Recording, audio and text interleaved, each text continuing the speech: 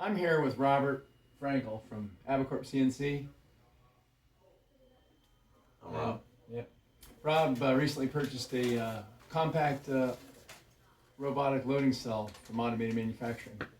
And he reached out to me to ask me about, or tell me about some of the advantages he'd seen. And I was excited to talk to him about that. So, here's Rob. Here's Rob. We can just chat about it. Well, we've been using robotic loading for a while. Mm-hmm. So, mostly cobots. We have a little bit of other kinds, but the the main thing is, when it comes to the time it takes to make a part, you know, making them one at a time. Most cobots are mostly capable of putting one part in, flipping a part over, and then it does take a couple hours to really get it dialed in to figure out, like, every time you run the job, it's off, a minute amount, and it can't be. So you got to kind of reorient everything to get it lined up, and it takes a couple hours every time. I think the biggest thing, there's two major factors to the difference between using your system and using the regular cobots. I think there's advantages, leaps and bounds, over just having a guy stand there on either front. Well, just to clarify, the system you're talking about is a palletized system where the robot picks off of a rack, which we'll show a video afterwards showing him run parts. But just to clarify what those differences are. Yeah. So we've got a place where we're putting a part in one at a time, or where we're putting a pallet of parts in. And what we found is we've had jobs where, the guy used to run it by hand. So, guys putting a part in, and or maybe two, and it takes him time to change parts, and we do all that stuff. And he's not always ready when the machine's ready. That's really a giant disadvantage. He's talking to the guy at the next machine or whatever he's doing. Every business owner's problem, right? Right. The boss walks away, And the people will play. Exactly.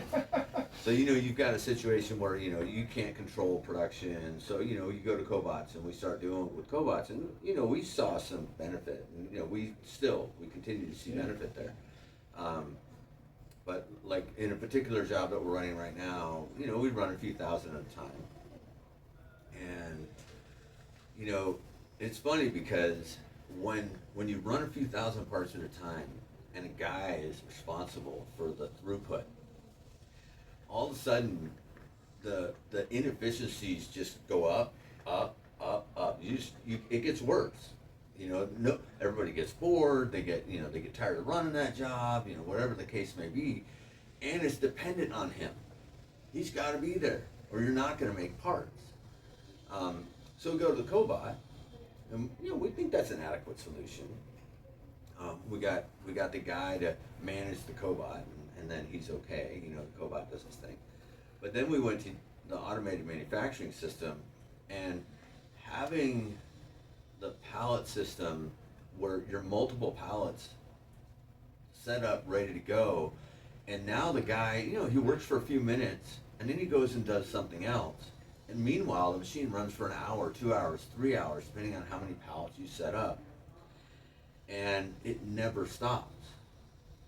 And it's interesting because we used to run this job, and we kind of fought with the production numbers and with the cost. And so at the cost we were at, we had a lot of competition, and we were able to, in this case, we were able to have a throughput that went up so much. We're able to offer a discount. Better, we have better control of the job. Did you go through a sequence where you were doing it manually and then moved to the cobot situation? We did. Uh-huh. When we went to the cobot situation, we found that it was more consistent, but it was slower than the manual situation if the guy ran it.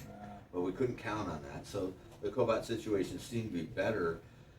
Then we went to the automated manufacturing system and the pallet system, and now the robot loads and unloads, and the guy just changes parts, and he's able to get far enough ahead. He has plenty of time to do other things, to manage other things, even, you know, whatever it is, you know, maybe a job he has to run somewhere else. He comes and does a few minutes of work, and then he goes away, and a machine runs for hours. And the advantage, like, we didn't even realize it. We're doing a few thousand parts, and next thing you know, we're out. You know, the job's finished. You know, it's like it never stopped. Like the throughput is amazing when you have a job that it runs efficiently and it never stops. Like you can't buy that. Oh wait, you can. You go to automated manufacturing and you buy it. All right, Rob. That was kind of it, but yeah. Yeah, well, check out this video that's rolling next. Thank you. Loading and unloading and running production.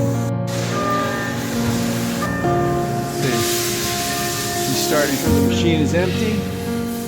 Verifies there's no power in the machine.